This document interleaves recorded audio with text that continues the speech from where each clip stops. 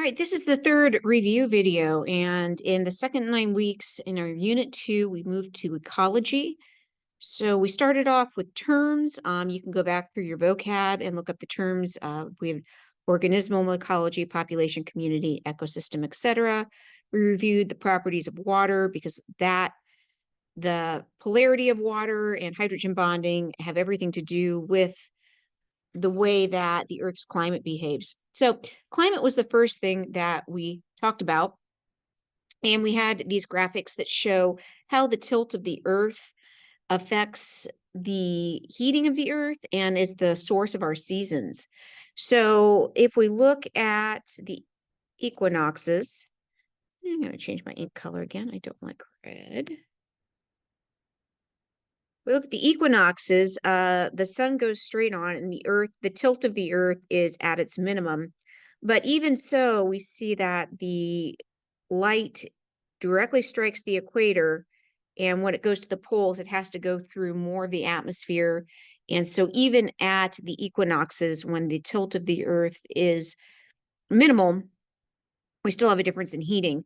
During the summer solstice, when the northern hemisphere is pointed towards the tilted in this direction, we get more heating in the northern hemisphere and less in the south. And when we're tilted away, we get winter in the north and summer in the south. So the seasons are flipped. But the tilt of the Earth is directly responsible for the unequal heating and the climates. And in this graphic over here, you can read that, go through that, and that explains it also. We talked about Hadley cells, where at the equator we get the warm air rising. And so we're talking about these regions. So the Tropic of Capricorn and the Tropic of Cancer is here. I don't know if we see, yeah, I guess we see here and here. So this is a Hadley cell and this is a Hadley cell.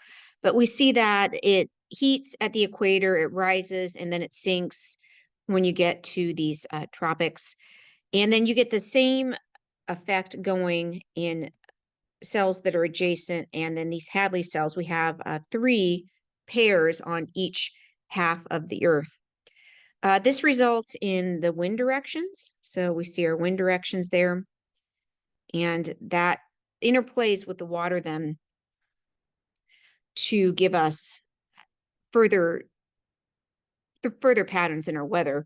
And this also explains the spins of hurricanes, we said. So here we have our currents.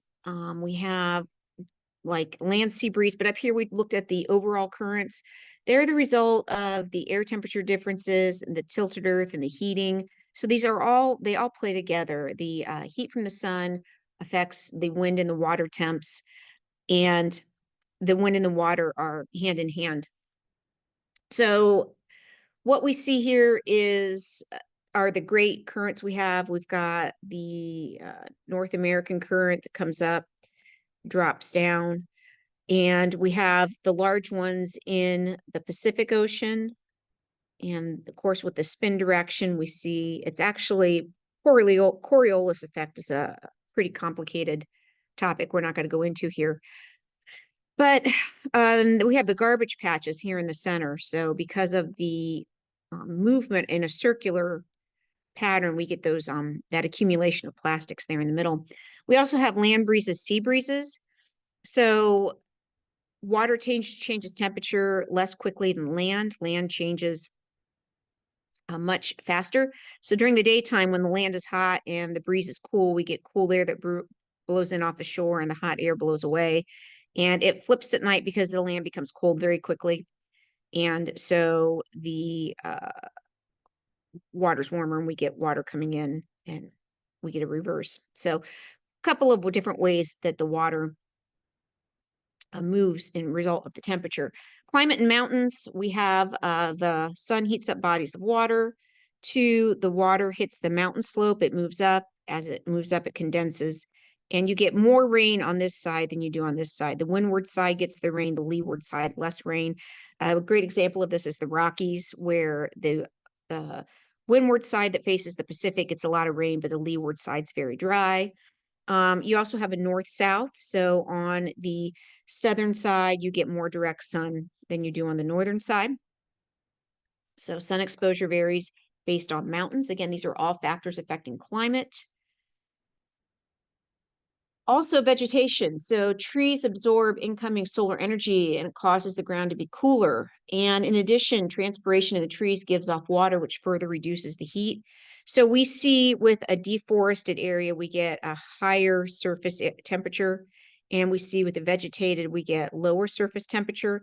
And all of those factors are in here on this graphic. You can look over this graphic if you want to review that. Albedo is the ability to reflect. So trees have a lower albedo, they absorb. Bare land has a higher albedo where it reflects. So that was the definition of albedo. So that's what we said about climate. Then we went into biomes and we looked at the different forests. So we did the tropical forest and we colored these in. So these are the blank pages. So we had the tropical forest, and we colored in the areas. So in your notes, you should have these colored in. And we had an area here, got some here. And we have the graphs, and we looked at each of the graphs. So we did all of the precipitation graphs for this. We have the temperate deciduous forest. We had the coniferous forest.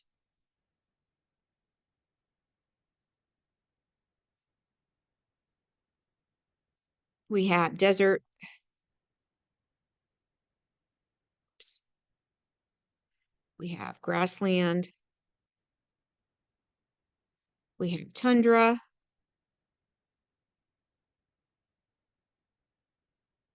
And let me go back. I'm just going to talk about these verbally. So tropical forest, we've got a high constant temperature. And one of the tells for tropical forest is that, so it's constant. So it doesn't change. We don't have dips. We're at the equator. You notice a lot of these are at the equator where we get even heating.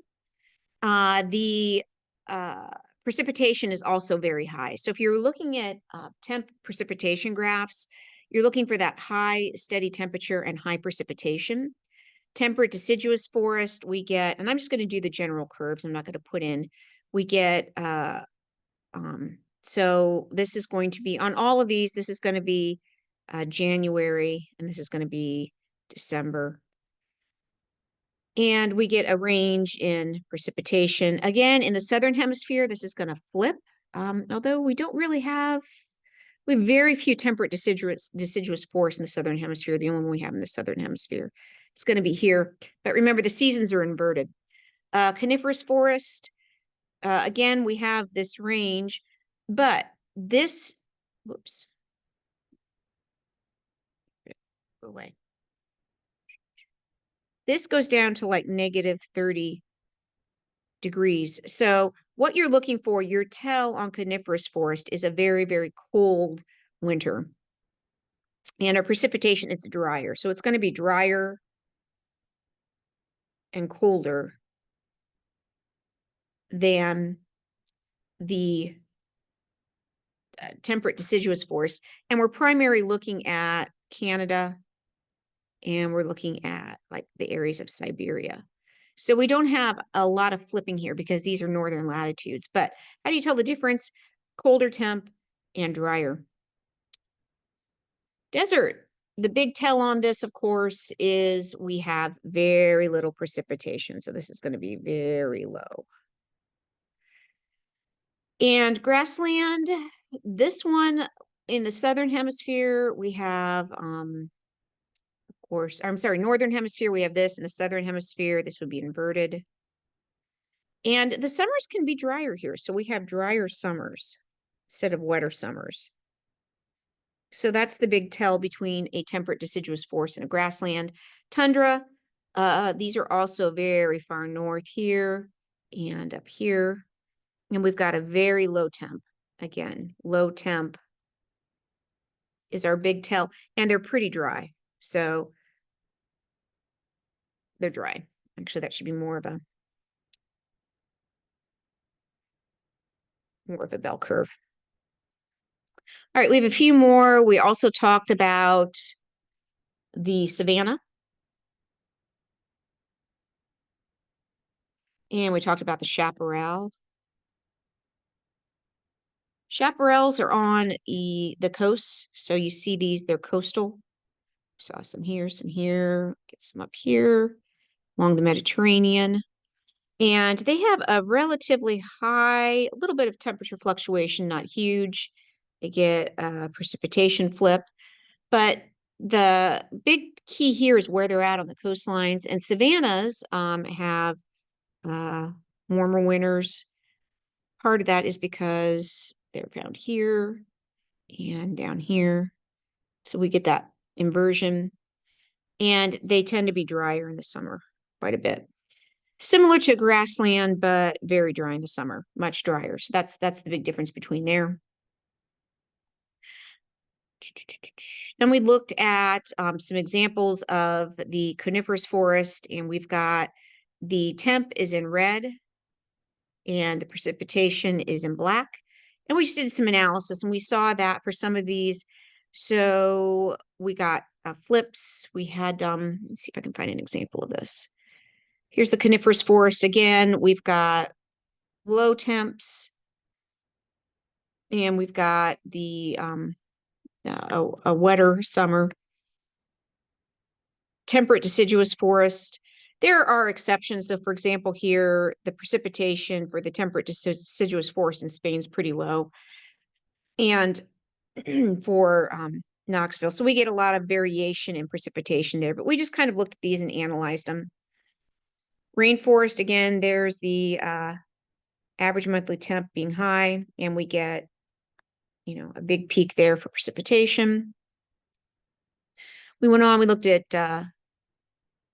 desert, and this is what we expect for desert here is this really low precipitation, grassland, tundra. So I'm not going to go through each of these. Again, we're hitting the high points. Another example where we looked at the climate and precipitation. Looked at climographs. These are called climographs.